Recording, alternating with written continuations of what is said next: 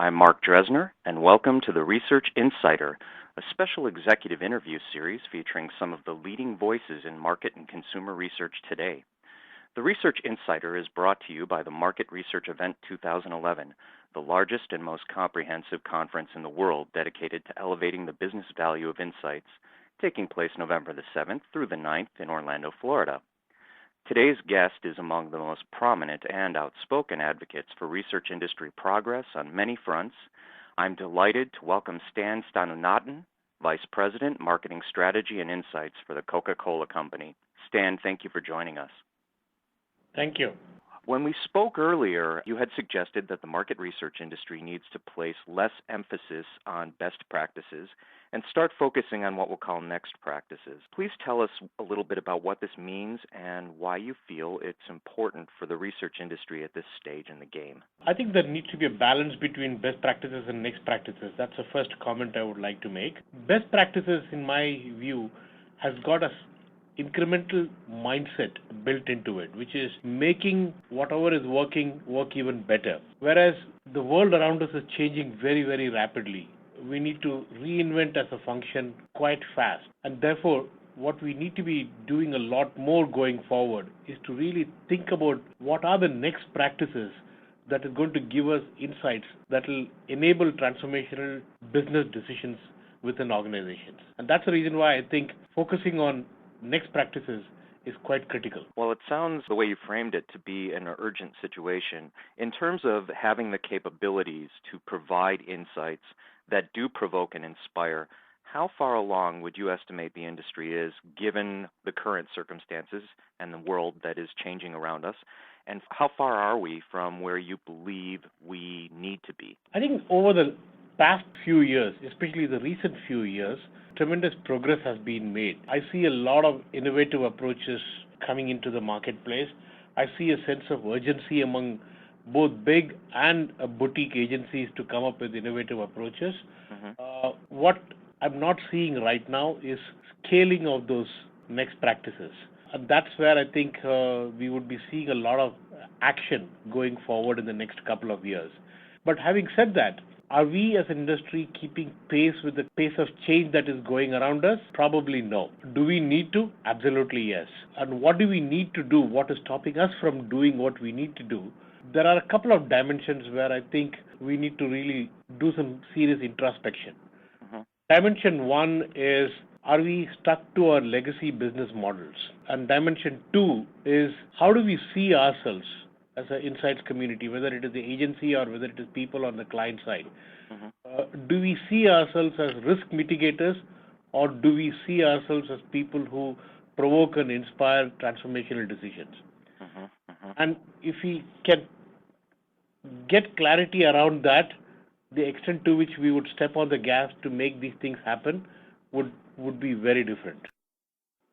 Given if we could look at the current situation, we obviously have a lot of different things that have contributed to where you believe we are and where you believe we need to go. What factors would you say have caused or contributed to the current situation? Current situation as in the progress or lack of? I would say the lack of progress, and also, you mentioned how we think about ourselves, our own self-concept as researchers, et cetera. Okay. One big thing that is actually driving rapid change around us is, all the technology changes. And therefore, it is also, in a way, redefining what insight is and where we get it from, right? If you look at social media as an area, people spend incredible amount of time on social media, and they not only spend time, but they also share some really personal insights on social media with their friends. That, to me, is probably one of the most fertile ground for generating insights, because here is one place where we can get good, solid understanding of human condition, which can really be used for transformational business decisions. I know it is not focused on a brand or a research challenge that we have, but if you focus on consumer insights, you will develop consumer strategies. But if you focus on understanding human condition, then you would understand people's life in its totality and therefore probably have a much better chance of coming up with breakthrough ideas. So that's number one. Number two is, you're talking about the lack of progress and how we see our own internal role. Historically, the function spent fair amount of time on generating report cards, providing understanding of the state of the business, providing understanding of, how well our marketing programs work, and so on and so forth. If you look at all those areas that I talked about, there is an element of subservience built into it, which is underpinned by the word providing. Yeah, there is a difference between provider and a provocateur. If you are a provider, you are in service of somebody who is asking you to provide something. But if you are a provocateur, then you would be somebody who would do things proactively and go and tell your internal clients, did you know, kind of things. And that is where, you are actually having a conversation at a different level. You're having a conversation among equals as opposed to a conversation between a provider and a recipient. And if that change doesn't happen, the need to really transform the quality of service that you provide would not be really felt in a big way. It also sounds to me like some of the areas that you mentioned that have traditionally been the domain of research, for instance, scorecarding or understanding where we are in the marketplace, understanding how our marketing has performed. These are sort of rear view mirror perspectives. Wouldn't you agree? Mm-hmm. Yeah, absolutely. In fact, I've spoken about this in quite a few forums, and I strongly believe that a very, very sizable proportion of research budget is spent on what I would classify as rear view researches. And nobody has reached the destination by looking at the rear view mirror in a car. Right. At least not the right destination, that's for sure. Not the right destination. When, there is a great deal of history and legacy. There are fiefdoms. There is a lot of equity in norms and in doing things a certain way. And certainly I think that you would probably agree, and correct me if I'm wrong, that research historically been, and for good reason in many cases, a rather conservative discipline and industry. And we're faced with a great deal of upheaval right now that's kind of being foisted upon us. Some people are embracing it, and many people are having a difficult time kind of navigating that. How do you feel, or what do you think it will take to really catalyze the kind of change that you've been talking about? I think we all have to accept one truth in life. And the truth in life is change is not an option. But acting or not is a choice that we have to make. And my submission is we either act or we will become irrelevant and maybe even perish. And therefore, there is almost a sense of urgency in terms of reinventing who we are, what we stand for, and how we add value to business. Because I almost look at this as just short of fiduciary responsibility. I think businesses deserve and businesses expect breakthrough insights and breakthrough ideas from the function. And that's the only way companies can get back into growth trajectory. Now, I wanted to circle back to something that you had mentioned to me in a previous conversation we had, and that was a lot of what we're essentially talking about here is change, and it's not insignificant change. It's pretty big change, which can be painful, and certainly people by nature tend to resist change. We have organizations like yours and other major corporations with very large consumer research and insights functions that they've really invested quite a bit in, both in terms of talent, in terms of methodologies, et cetera, as well as a number of very, very large research companies. In fact, the industry, as you well know, has been on a very heavy consolidation trajectory for a long time now. You mentioned to me that these are the kinds of companies that are going to have a more difficult time sort of adapting to change? What's it going to take to turn those giant ships? I think one of the reasons why consolidation and acquisition is happening is because a lot of people, whether it is on the client side or on the agency side, client side for a different reason, for a business reason, and the agency side for their business reason, are going around, acquiring and merging in with various companies. The reason why they do that is because they all came to a conclusion quite a few years ago that there is a need to change.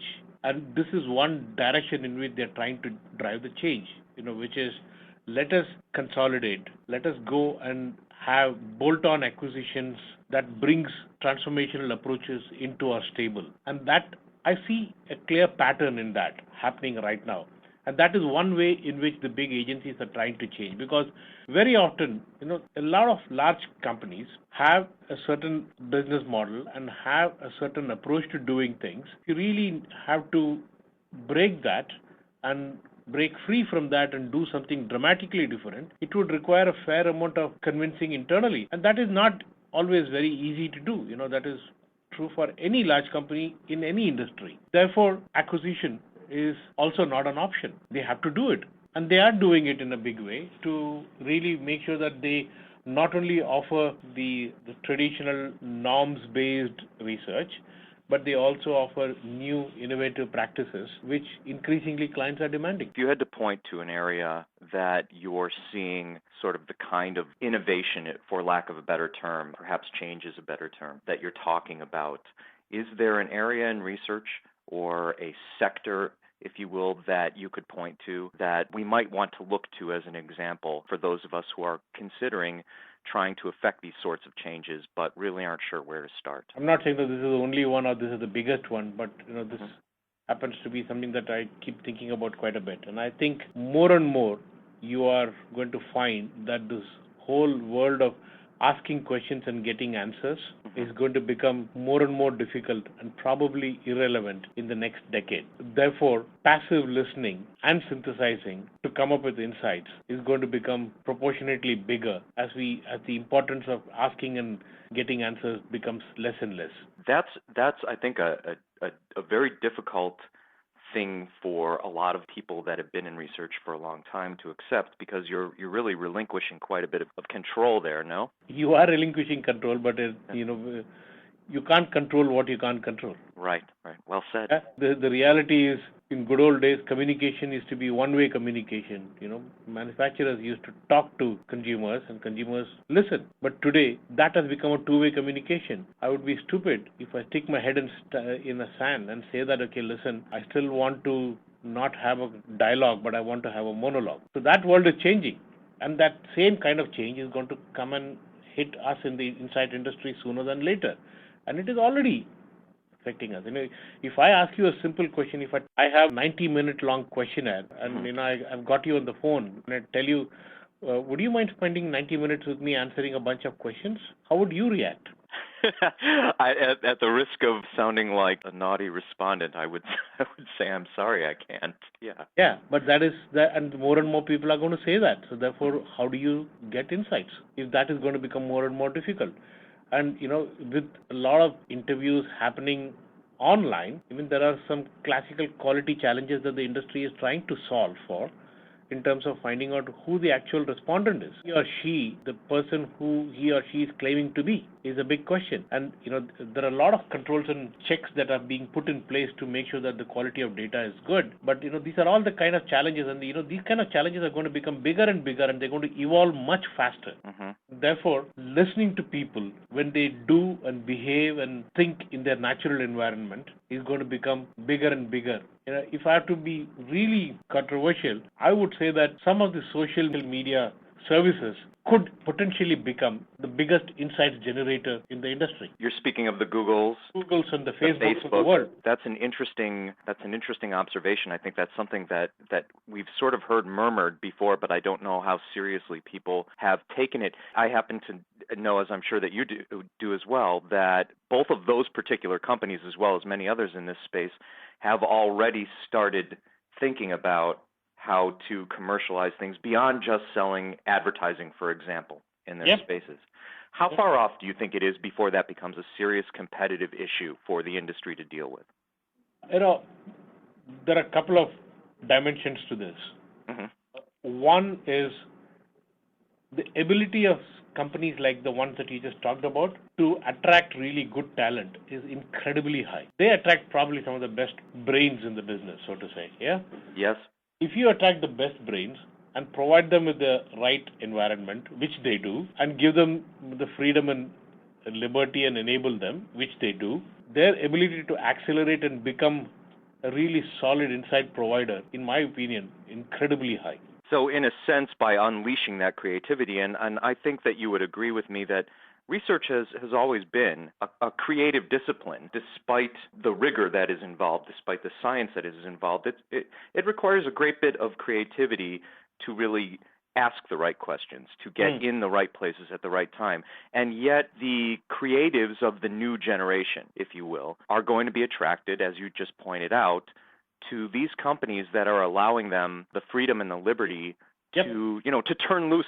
Yes. So it sounds to me as though you're almost saying that we really need to start rethinking, in fact, when we have entry-level people, when we are recruiting people into our organizations as research providers and as internal research functions, we need to rethink how we are acclimating them, how we're indoctrinating them, what we're offering them. Is that safe to say? Yes, that is absolutely. And what quality of people we get and what do we have to offer them when they come on board. Any thoughts as far as for a person who was thinking about recruiting or thinking about changing the way that they are trained? Thoughts on what kind of direction they should start to look toward? I think we all should get more and more comfortable with acquiring fairly diverse talent. Increasingly, we would have to start paying a premium for what I would classify as dot connectors. Increasingly, we would have to pay a premium for people who can tell great stories. Doing analysis is one thing, but converting that into a compelling and simple story which sticks in the minds of recipients is going to become a very, very valuable trait. And connecting those dots, that Yeah. could be unconventional or disciplines and areas that we normally consider outside of research. Absolutely. That we need to bring into the tent is. Yeah.